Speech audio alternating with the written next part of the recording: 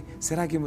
É quase que, de repente, está virando um fantasma na vida das pessoas. O que está acontecendo é o seguinte, a gente tendo mais informação, tem as duas coisas. Inicialmente, você tem um desespero.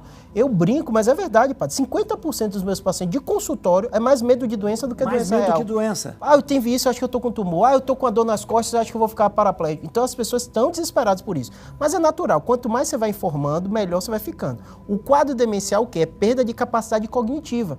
Então, não é da noite para o dia. Naturalmente, com o envelhecimento, a gente vai ter episódio de esquecimento, a gente vai estar tão estressado ou deprimido e não vai pegar a informação, vai esquecer uma chave do carro, tudo isso. Isso é completamente diferente de pessoas que vão perdendo várias capacidades cognitivas. Não existe só a memória, existe a memória, mas existe a capacidade de organização espacial, existe a capacidade executiva de você fazer uma atividade e geralmente nesses quadros demenciais a pessoa perde várias capacidades. Quando o paciente fala, estou esquecendo, eu nem me preocupo tanto que eu estava brincando com o senhor. O esquecimento também é uma das capacidades. Uma das capacidades. Óbvio que o Alzheimer começa com a questão da memória, mas normalmente o próprio paciente não nota. Quem nota é os familiares. Quando o paciente nota, eu costumo dizer que é justamente isso. Fique atento. Como é que está o seu estado emocional? Está muito ansioso? Está muito deprimido? Às vezes é o próprio trabalho da pessoa, Sim, né? O senhor aqui às vezes está conversando e está no ponto, e está prestando atenção. Então não é que esqueceu nada, é tanta informação que às vezes demora um pouquinho para processar. E tem a ver também com a personalidade da pessoa. Com certeza. Espera aí que tem... vamos uma pergunta. Eu pensei que era já para falar com... Aqui, tem uma pergunta aqui para o doutor, vamos ver. Minha avó começou a ter esquecimentos há algum tempo. Como identificar se isso é princípio de Alzheimer ou algum tipo de demência?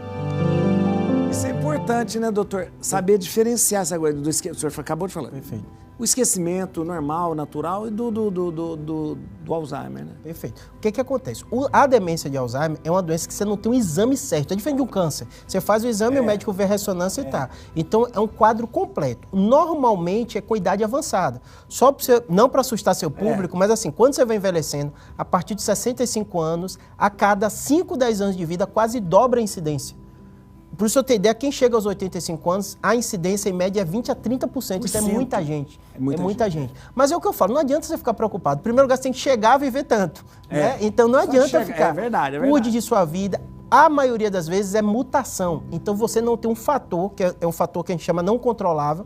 O que a gente pode controlar é esse fator ambiental. No caso dele, que a avó dele está notando, ele vai observar qual a idade dela. Então, se ele me falar, ela está esquecendo de 80 anos, é completamente diferente, né? Segundo, tem outras habilidades envolvidas, a linguagem dela está pior, ela está tendo questão espacial, então eu costumo perguntar para o paciente, ele está se perdendo?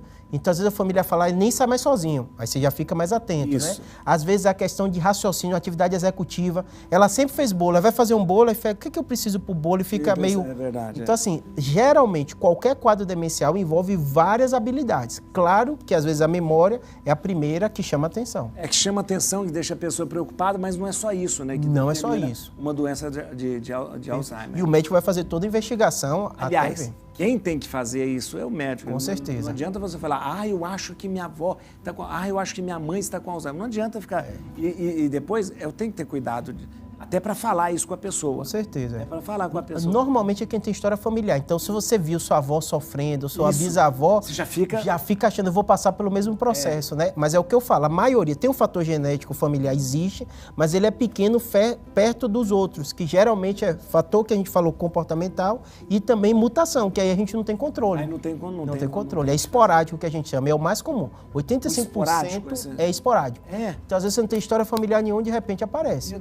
Não tem esporádico.